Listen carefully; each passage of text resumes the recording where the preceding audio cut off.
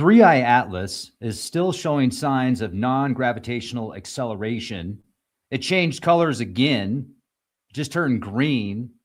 The anti-tail is massive, and it's just a few days away from Earth. So buckle up, buttercups. Let's go. I'm Rex Bear, Leak Project. How the heck are you? If you haven't subscribed yet, make sure to hit the bell for all notifications. Check back daily for new content. We're also on Rumble. Subscribe to us on Rumble and Patreon. Check us out on Patreon for exclusive content. I just did an awesome interview yesterday with Dr. Adam Rizvi. He is a critical care doctor, and he has dozens, actually I think over 100 experiences with people before they transition. And he details his theory and ideas about the afterlife and consciousness being more than just our physical body. It's a great interview. You should definitely listen to it. It's on Patreon. And we have a lot to talk about today. So 3i Atlas is not getting any more normal. Like, it's just getting weirder, but that's to be expected, right? And I'm also questioning if it's just a comet, if there's no threat to Earth, and let's hope, let's definitely hope there's no threat to Earth, but why has the United Nations activated the International Asteroid Warning Network? And why is the European Union monitoring this comet with such precision and timing, yet what they're sharing with us publicly is minimal?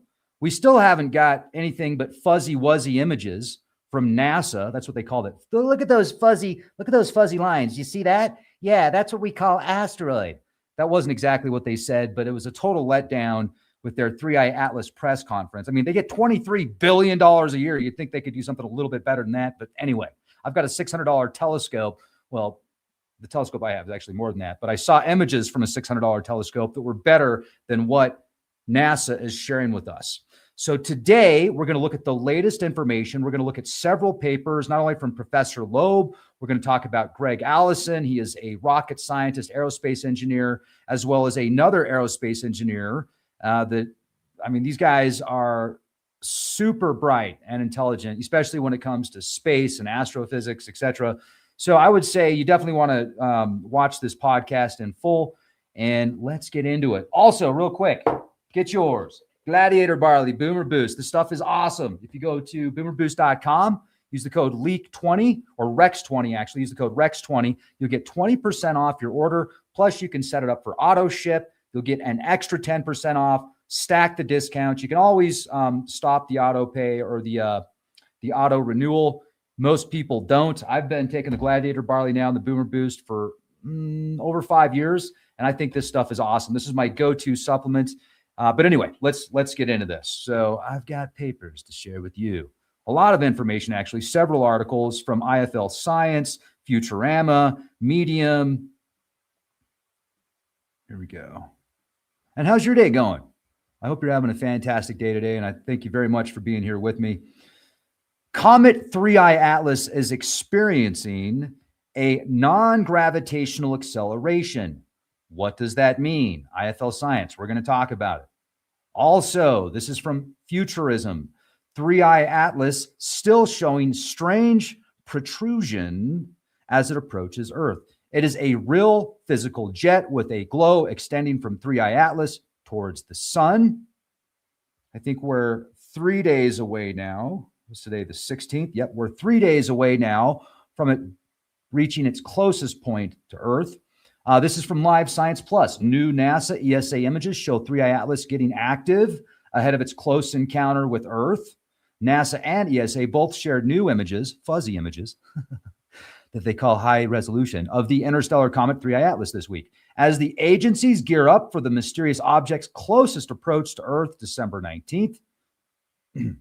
This is from the XMM Newton, showing 3i Atlas in X-ray light.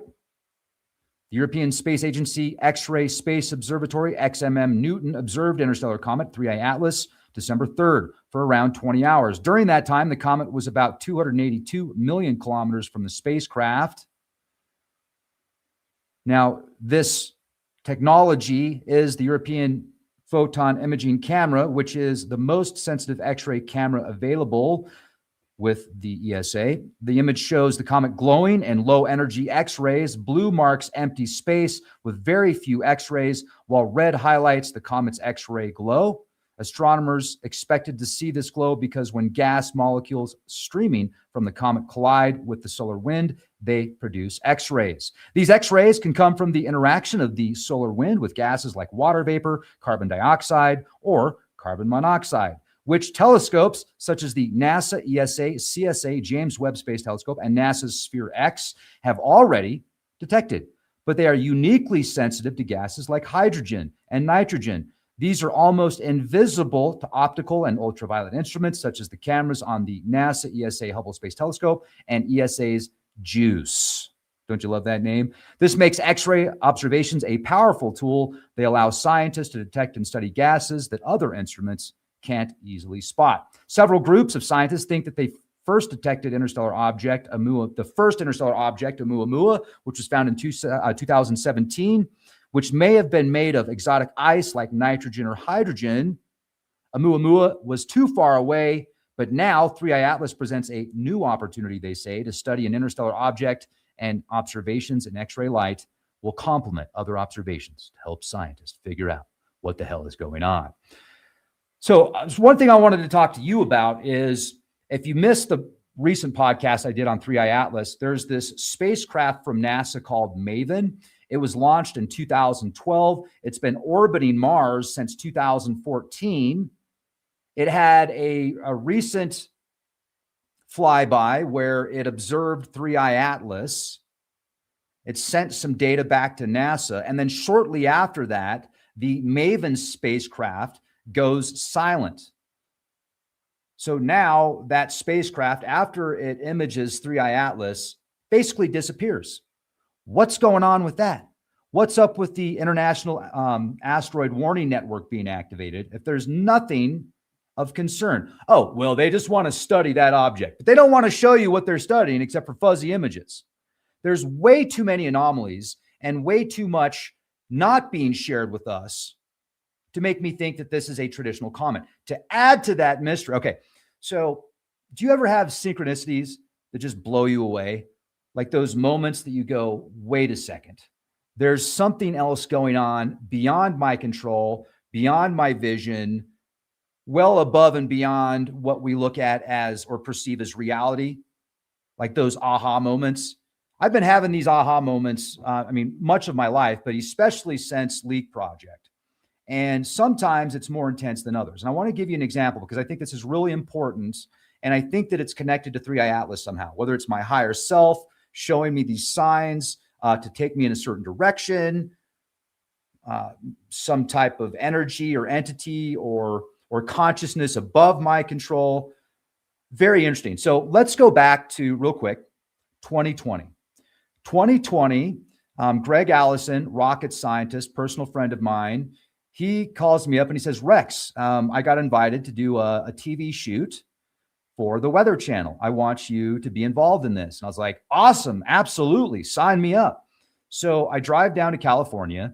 We do the TV shoot. If you want to watch the episodes of Weird Earth, it's season 1, the first season of Weird Earth on the Weather Channel. And so yesterday, I'm flipping through the channels and I flip through the Weather Channel and boom, there it is, season 1, Weird Earth. And I hit pause real quick on my remote and Greg Allison shows up in the image. There's Greg, season 1, Greg's there. I'm like, oh, that's pretty dang cool. So I text Greg. I'm like, hey, Greg, look, here's your photo. You're on the Weather Channel again. Greg hasn't even seen himself on the Weather Channel yet. I mean, that's how much of a homesteader and how busy this guy is. He does a TV shoot for Weather Channel. It's been on Weather Channel since 2020, and he still hasn't seen a full episode of him on Weird Earth. But anyway, I sent it to him. That was pretty cool. So why am I bringing this up? Well, when I was with Greg in California, we had events that first we went and checked out. Well, second, we checked out the location where Jack Parsons did a ritual that allegedly opened up a portal to another dimension at nighttime. That was very eerie. But we also walked through a tunnel that was featured in a few films. One of those films was Back to the Future 2. As we were walking through this tunnel, we're the only ones in the tunnel. It's pitch dark. And I'm going, Hugh, Hugh. And Greg's wondering why I'm singing Hugh. Hugh is a very powerful sound. It's the sound of God. It's the sound of manifestation. Human manifest. So, and Greg's like, why is he doing that? And so Greg goes, halo. And folks, we tried to debunk this and we haven't been able to yet. Like, what happened as soon as he goes halo, you can see this light orb shoot out of his mouth and travel down the tunnel, and no other cars, no other light. As soon as he did that, this light beam shoots out of his mouth, and you can watch the video on his channel. I have a better video of it. I'll re-upload it. So anyway, that was really cool, right? We get back after walking through the tunnel that was featured in Back to the Future 2. I had no idea we were going to do that. We get back to filming, and I gave him a hat from tinfoilcap.co. This hat is the McFly edition, and we've nicknamed it Back to the Future because it's the McFly edition tinfoil hat. So I gave him a hat. I said, hey, here's your hat, man. Do you like it? And he's like, wait a second, Back to the Future? We just walked in the tunnel walked under the tunnel of Back to the Future. What's going on with the synchronicity? Very interesting, right? So stay with me. I hope you're staying with me. So now let's fast forward 5 years to yesterday, and 5.5 years, a little bit over, almost 6 years now. But yesterday, I'm watching the Weather Channel. Boom, there's Greg on the Weather Channel. I send him the link. And then later on that evening, I'm like, you know what? I haven't seen it in the past couple years. I used to watch, I watched almost all the episodes of the first season of Star Trek. And it's the newest series of Star Trek. It's got one of my favorite actors in it. It's the guy that played in Hell on Wheels. He's Captain Pike. And to make a long story short, for some reason, I take 2 years off watching this TV series, and I decided to watch it again last night after I saw Greg on the Weather Channel. So Greg and I have done podcasts previously on 3i Atlas, and with his knowledge of 3i Atlas, what he knows about 3i Atlas and what he knows about aerospace and asteroids and space travel, he has a theory that 3i Atlas is actually a retrofitted comet. Inside of the comet has some type of highly advanced civilization that is actually maneuvering this comet.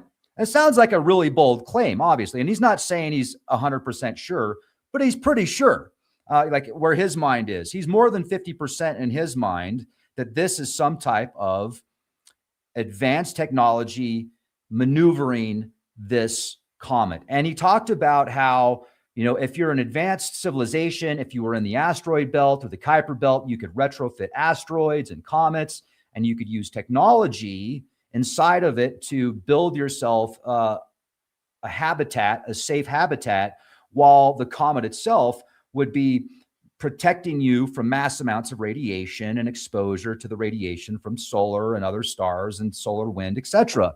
And I thought, oh, that's a very interesting theory, Greg. That's what we had talked about on previous podcasts that we had done. So stay with me now in this synchronistic moment here. Then back to episode 10. So somehow I skipped an episode because I was on season 1, episode 8, but I ended up watching episode 10 last night, season 1, Star Trek, Brave New Worlds. Captain Pike is the captain. But in this episode, this is where it gets really interesting. In this episode, it has time travel, hence Back to the Future 2020, Back to the Future hat, walking in the tunnel, Back to the Future.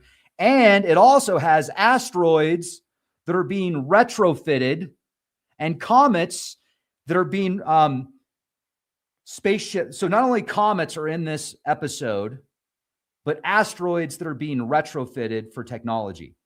So what are the odds that years later I decide to watch Star Trek again, and the episode that I watch is asteroids being retrofitted, time travel, and comets?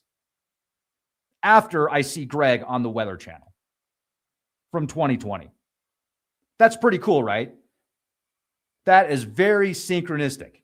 Now, that doesn't mean that 3i Atlas is a spacecraft. It doesn't mean that there's an alien civilization that has retrofitted 3i Atlas, some breakaway civilization.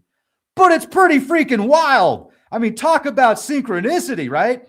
So anyway, I just had to share that with you because it just totally blew me away. But now let's get into some of these papers. So that was my synchronistic moment yesterday. And Greg Allison, let me tell you a little bit about Greg if you haven't heard of Greg before. I've got his, wait, where did it go? Yeah, so this was the episode right here. Episode 10. While the Enterprise and the USS Cayuga provide supplies to an outpost near the Romulan neutral zone, Pike meets one of the future cadets for whom he will sacrifice himself. He decides to send warnings to them to prevent the accident from happening. Pike is then visited by an older version of himself from the future where the accident doesn't happen. He reveals the consequences of his decision 7 years in the future. The Enterprise sees a Romulan bird of prey starship destroy the outpost. They track it with the USS Farragut, commanded by Captain James T. Kirk, who suggests an aggressive approach. Pike insists on negotiating, and the Romulan commander agrees to a ceasefire, but his subcommander disagrees and summons an armada of Romulan warships. And basically what happens is, because he changed time, because he knew about the future and he changed the timeline, in this episode, it caused a cosmic Armageddon. So I hope Greg and I aren't involved in some type of like cosmic Armageddon, but that was a very, very interesting episode when I saw the retrofitted asteroids. It was pretty cool. Here is somebody else that I would love to interview, and his name is Dr. John Brandenburg. He's a plasma physicist, fusion energy, advanced space propulsion expert. He's also an author, and he thinks that 3i Atlas is absolutely a spacecraft. So it's not just Professor Loeb. But let's go to Professor Loeb's latest paper, The Anti-Tell of 3i Atlas, Wobbled Before Perihelion. This is really interesting. So these are images you can see up here of the interstellar object 3i Atlas. The thin purple lines indicate the position angle of the detected anti-tell jet at a projected distance of 6,000 kilometers from the brightness peak, which is the dotted red circle. For each frame, the observation date and the start and end times in UTC are shown above the panels, along with the total number of sidereal tracking exposures and the cumulative integration time. The projected velocity vector, which is the red arrow, and the anti-solar direction, the yellow arrow, are marked, as well as the image scale and orientation. The graded orange lines denote the projected rotational axis direction derived from mean value of the anti-tell position angles. While yellow lines trace the tell direction, brightness contours are overplotted using 10 logarithmically spaced levels between the 20th and 95th percentiles of pixel intensity in each frame. The anti-tell refers to the narrow linear black feature extending roughly northwest in the direction of the sun. So what does that mean? Also, make sure you subscribe to Professor Loeb's Medium page so you'll get access via email when he does a new paper. And he's been writing papers pretty much every single day. But this new paper reports the detection of a periodic wobble in the anti-tell jet of the interstellar object 3i Atlas, with a period of 7.74 hours during July and August. The wobble is the result of the anti-tell base from where the jet is launched out of the nucleus, being offset from the poles associated with the rotation axis of the nucleus. As a result of this offset, the jet axis exhibits precision along a cone surrounding the rotation axis, just like the rotating light beam of a lighthouse or a pulsar. Remember, its rotation is 16 hours, 16 minutes. Read Revelation 16:16. If you read, oh my gosh, I just had another synchronistic moment here. If you read Revelation 16:16, let's pull this up right now. This will blow your mind. Revelation 16:16 describes the gathering of world rulers and their armies to a place called Armageddon, a Hebrew term meaning mountain of Megiddo, for a final battle occurring with demonic spirits. preceding the outpouring of the final bowl of God's wrath and the ultimate earthquake, signaling the climax of God's judgment against evil. The Revelation 16:16 goes like this. Then they gathered the kings together to the place that in Hebrew is called Armageddon. Interesting. Well, that's what happened in Star Trek episode 10. Wild. That is so wild.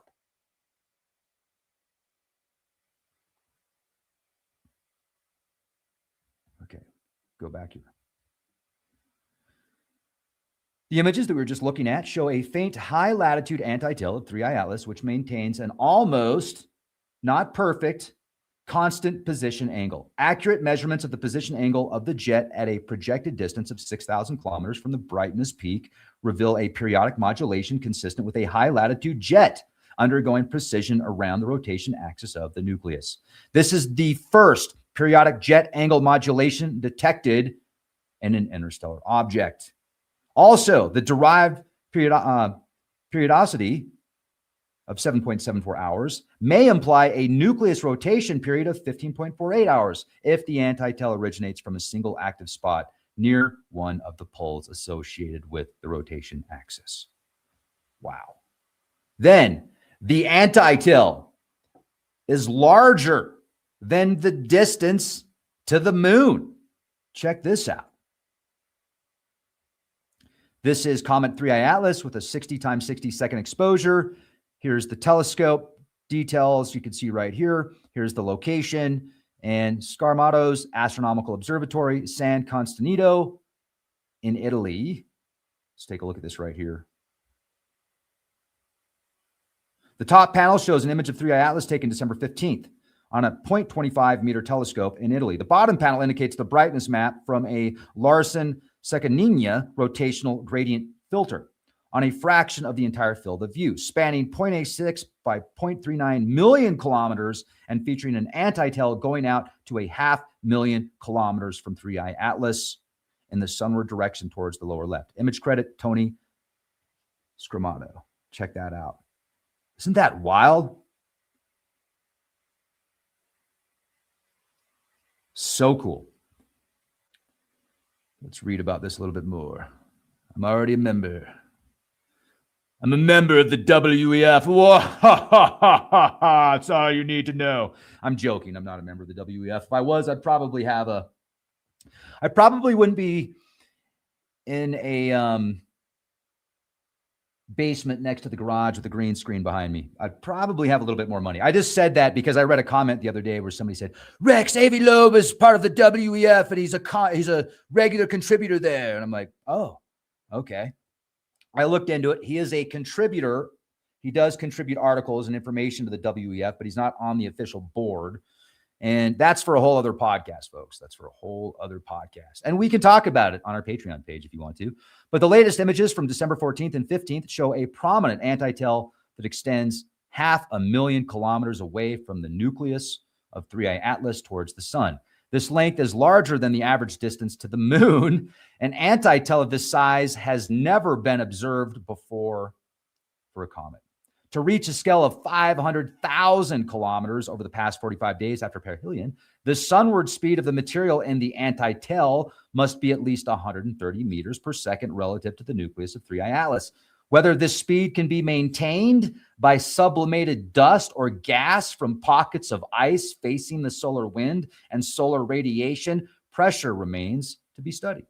The alternative is a jet from a technological thruster. Look at that.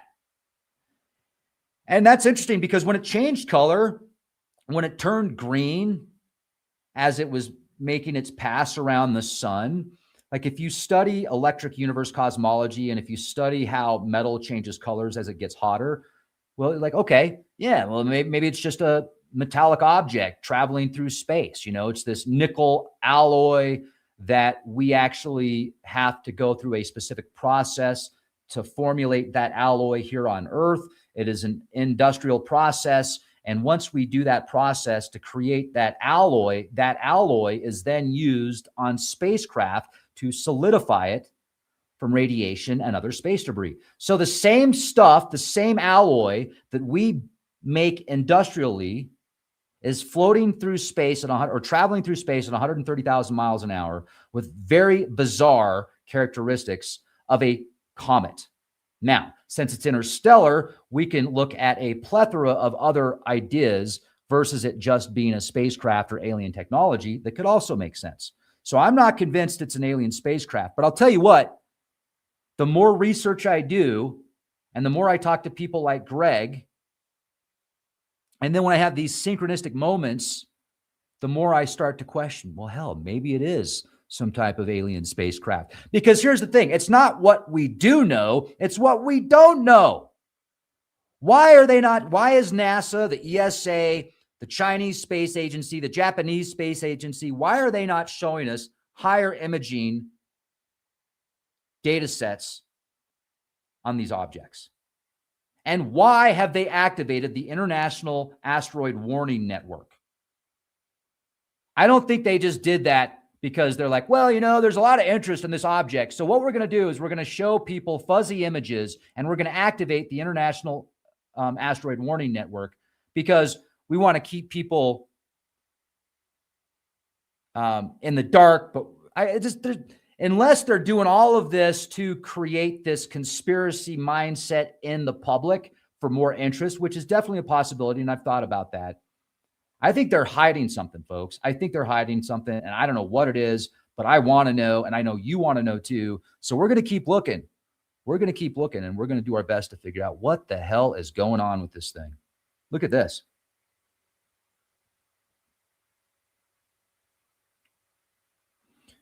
We don't have a good census of the population of interstellar objects, including any traffic of technological objects through the inner solar system. Our state-of-the-art survey telescopes, such as the Pan-STARRS, Atlas, or Rubin, can only detect reflection of sunlight from objects that are larger than 100 meters in diameter, roughly the size of a football field, within a distance comparable to the Earth-Sun separation. This diameter is an order of magnitude bigger than the largest spacecraft that humanity launched so far. In addition, existing astronomical surveys would miss near-Earth objects that travel much faster than tens of kilometers per second, the typical speed of asteroids or comets. So in order to assess whether an interstellar object is an outlier that deserves a high rank on the Loeb classification scale, we need to know the probability distribution functions for its properties. Our assessment will be more reliable as the sample of interstellar objects get larger. The challenge is familiar for those who seek a partner from a small pool of dating candidates, as it is difficult to decide how exceptional any of the early dating candidates are until we sample a large number of them. Our interstellar dating pool might go beyond what science fiction writers imagine. Like Fermi's question, where is everybody, is often asked by lonely people. Our best advice to them is to engage in the search. 3i Atlas is still showing an anti-tail as it gets closer to Earth. And we are just a few days away now from its closest approach to Earth, which will be the 19th. There's some interesting images. The cosmic egg.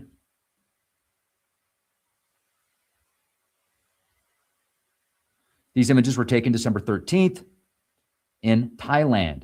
The field of view spans 7.72 million kilometers on a side at the distance of 3i Atlas from Earth, 271 million kilometers. The bottom three panels show the projected brightness map in false colors and black and white, respectively. The top panel shows a rotational gradient brightness map with a Larsen-Sakanyina filter. A prominent anti-tail, uncommon for comets, points in the direction of the sun towards the lower left image. You can see right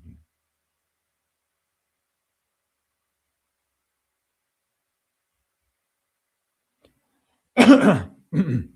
Very interesting. Also, 3i Atlas did turn green a few days ago, so it's gone blue. It's gone from red, blue, green, blue, green. This image was taken November 26th by the Gemini Multi-Object Spectrograph in Hawaii, an observatory funded by the U.S. National Science Foundation and operated by NSF's NOIR lab. This image is composed of exposures taken through 4 filters: blue, green, orange, and red. The exposures were centered on 3i Atlas, while the background stars appear as streaks. The teardrop shape of the green glowing halo around 3i Atlas featured an anti-tail in the direction of the sun, towards the lower left. Check that out. So cool. Yeah, so this is Greg. Greg, this is actually just a little bit about Greg even. There's much more. But Greg is the program manager for the Huntsville, Alabama L5 Society High Altitude Liftoff Program. Hello.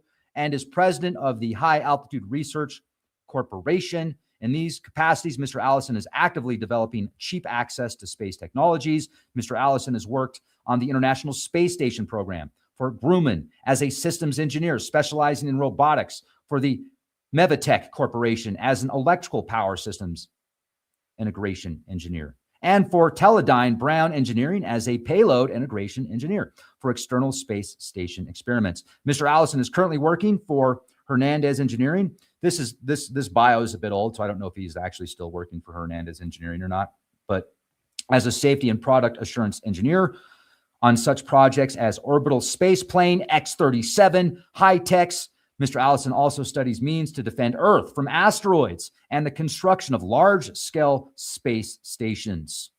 Mr. Allison has served NSS most recently as executive vice president and in many other capacities over the past 20 years. Director for NSS, assistant treasurer for the NSS Executive Committee, chairman of the highly successful 1993 International Space Development Conference, co-chairman of the NSS National Phone Tree, president of the Huntsville, Alabama L5 Society, and participant in the NSS Policy Committee. That's just a few things about Greg. So when Greg talks, I listen.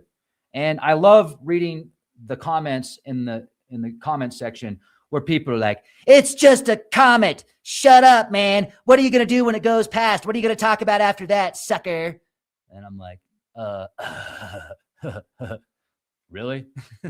I just kind of laugh because I'm not just speculating, folks. And when I do speculate, I let you know that I'm speculating. But I don't know what this thing is. But it's fascinating. Whatever this is fascinating. And people a lot smarter than me and a lot smarter than most people that leave those stupid comments in chat are questioning the narrative. So once again, why don't we question what they aren't telling us as well as what they are?